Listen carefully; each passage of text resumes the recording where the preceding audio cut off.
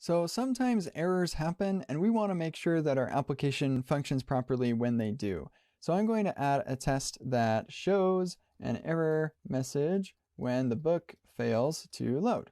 And this is going to be an async test because we are going to await render book screen, except we want to provide a list item that is null, so no list item for this book, and we're going to provide our own book that is a book that's not in the database. So we're just going to give it an ID of bad ID. So something that does not exist in the database. And so when this renders, it should render a screen that indicates that there was no book found with that ID.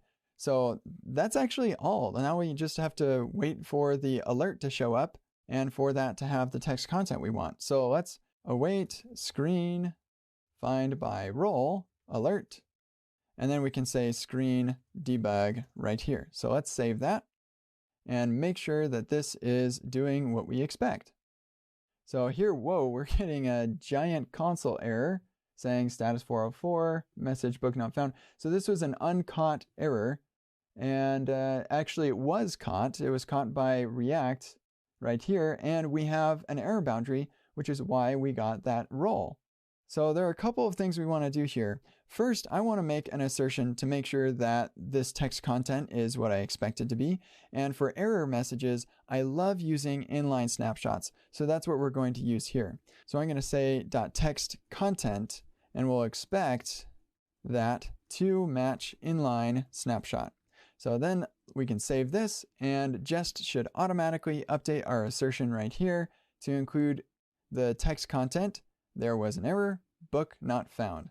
So great, our test is indeed passing, even though it doesn't look like it's passing. We'll deal with that in a second, but let's review what we've got here now.